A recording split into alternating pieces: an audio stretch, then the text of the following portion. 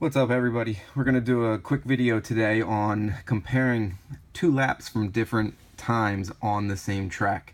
This particular lap will be Watkins Glen, and between last year and this year, the car ended up picking up over 3 seconds, about 3.1, 3.2 seconds from best lap to best lap. So what we're going to do is just kind of spend a couple minutes going over where the car was quicker, why, diving into it a little bit. Hopefully some of this will make sense. I'll try and explain it as best as I can.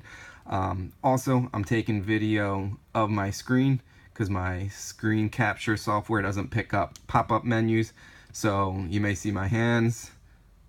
Thank you. Like this video, and yeah, we'll go from there. Again, in the comments section, if you have any questions, just let me know. So what we're going to do is look up Watkins Glen qualifying right here. You always name the track. I put it as race by accident, but I know that this right here, this 2:02.795 was my qualifying lap. So we'll open that up. We'll go back to our database, and we'll go to Watkins Glen last year at Nationals. They're obviously all dated. And this 2:06.0 was my qualifying lap last year at Nationals. So now we have them both open. We'll go to our measures graph. Blue line is from 2 weeks ago, and orange line is last year. Now, being my car, I kind of just know in my head some of the stuff I did to make some changes. Like I said earlier in the video, I'll try and explain it as best as I can. But this is kind of how I compare two laps to make sure my car is headed in the right direction. This one was a vast improvement, so it's kind of easy to see where I'm better on the blue line just about everywhere. Sometimes you got to dive into it a little bit deeper, but hopefully this will just kind of, get the gears turned and get you thinking about how to look from lap to lap. So starting the lap, you can obviously see I'm starting the lap with more speed already over here. In the top here is where it'll show you your speed at that exact moment. And what's that, about 2.5 miles an hour quicker. I also need to keep in mind that I have what I'll call a high downforce set up on the car in the blue line. So that's kind of interesting that I'm quicker even with a high downforce setup. Last year at Nationals, I did not have the gurney flap in. I didn't have the wickers in front of the front wheels, a few other little tweaks that I've done. So with the addition of all that and the addition of wing angle to balance out what I did in the front, it's surprising that I'm a little bit quicker. That mainly comes from, I'll bring it up right here. So here's my dyno sheet. That was tuned at Wicked Motorsports up in Toms River, New Jersey. I made these notations on it and put it on my Facebook. So the old tune is the brown line, and the new tune is the red line. So you can see from about 3,000 RPM on, I have more power, better power, but the big difference is way up here from about 6,100 on. I have about 60 to 70 more horsepower, but the peak is still within our limit. The brown line, it was reading a little low for whatever reason, but that's right about on par with what I dynoed right after qualifying. So the other interesting bit is this little bump right here is the bump that got me DQ'd at National. So that's why I'm lower, up to about 3,000, and it comes on a little bit smoother. So anyway, so that explains the extra mile an hour, and you can see the peak of all the straightaways, faster, faster, faster here, faster here. These two I'm quicker, and heading back onto the front straightaway. Let's bring up the map just for anybody who's not sure. So there's the map of Watkins Glen. So I start the lap a little bit quicker. I brake a tad later and harder. I overbrake a tiny bit. This may not have been my best lap, even though the raw lap time was the best. So I can make some improvements there, but it's not too much. The speed is 72 to 70, so about 2 miles an hour slower. But you can see with the extra power, it picks up a little bit quicker. The orange line, last year, I had to short shift a little bit before going into the S's. If you're ever confused about where we're at on track, you can look down here at the map, and that crosshair is where we're at.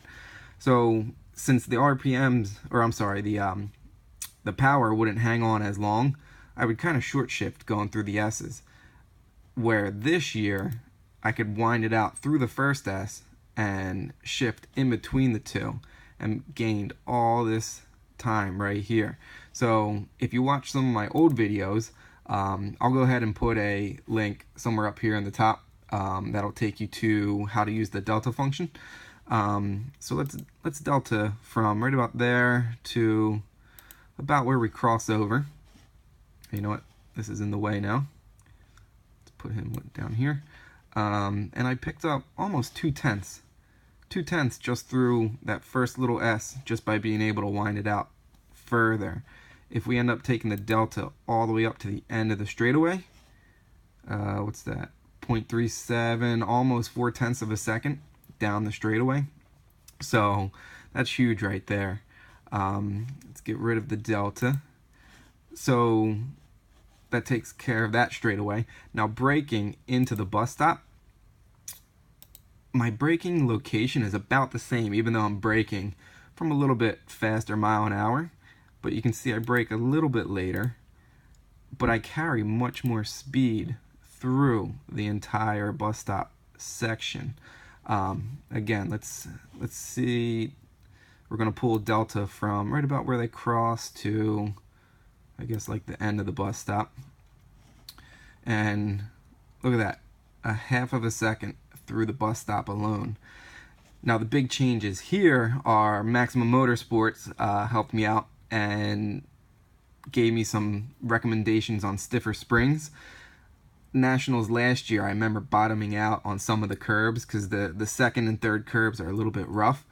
This year with the stiffer springs, the car was just much more planted through there. I could eat up the curbs a little bit better, but the car wasn't unsettled either. So yeah, half a second through just the little bus stop area down here.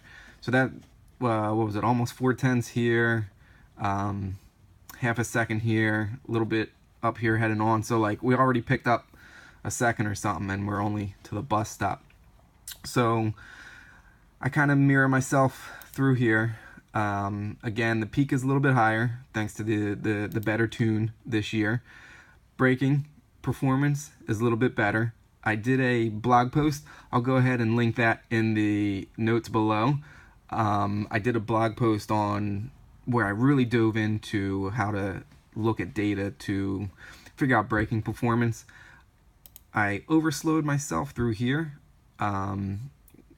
Again, it could have been passing somebody on the inside, whatever. I don't have video of this lap, so did give up a little bit here. Nothing terrible. Picked up a little bit, headed into the toe of the boot. Again, you can see braking performance is a little bit better. Didn't quite have to slow down as much. Must have just hit the turn a little bit better. But what's interesting is if you look at the orange line, they pick up almost the same. The orange line, you can see when it picks up like this and then drops again, that's a lift, just because the car maybe got a little bit loose, or I was, whatever, pushing a little bit wide and had to get out of it and then get back in it. But let's get rid of the cursor. This little drop right here on the orange one, that's a shift. Last year, again, with the lower power and everything, I had to shift right here. That obviously slowed me down for the whole entire straightaway. This year, I was able to just ride fourth through the toe of the boot all the way up down to the end of the straightaway.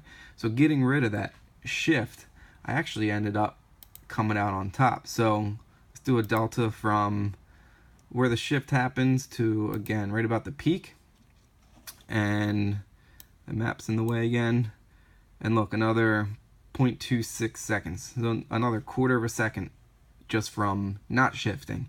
So that's kind of interesting. I would probably dive into that a little bit more.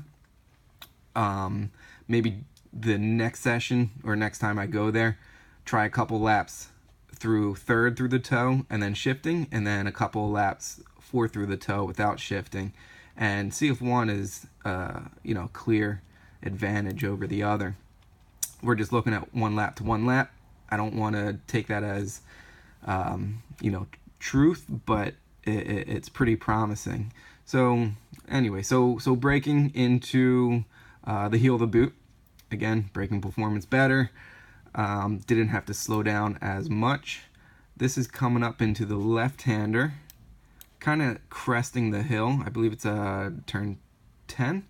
Kind of mirror myself through here. A little better peak speed at the turn. Again, a higher peak at 11, I believe that is. Cornering speed right about the same. Later in the weekend, I was actually able to take this turn with only about a half lift, and the corner speeds picked up. But again, this qualifying lap is what it is. A little higher peak through 12, and again, the car just being much more hooked up this year, another year of tinkering with it. The cornering speeds are vastly different. So last year I was at 78 miles an hour, where this year was 84. So it's at 8 miles an hour. Not so good at math on the fly, but that's huge right there. And then again, this little dip in the orange line right here, I had to shift again, where this year with the better power at the higher RPM, I could wind it out and just pick up time that way. So that's about it. Let's see, this video's 12 minutes almost. So that's kind of how I go lap through lap. Again, knowing a lot of stuff in the back of my head, that's how I can kind of figure out what does what. A direct lap to lap comparison from the same week, then you kind of get more into driver skill and everything, because it's the same exact car.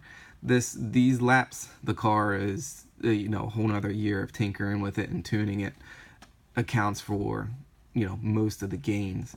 So that's about it. Any questions, go ahead, leave them down below. Thanks for watching.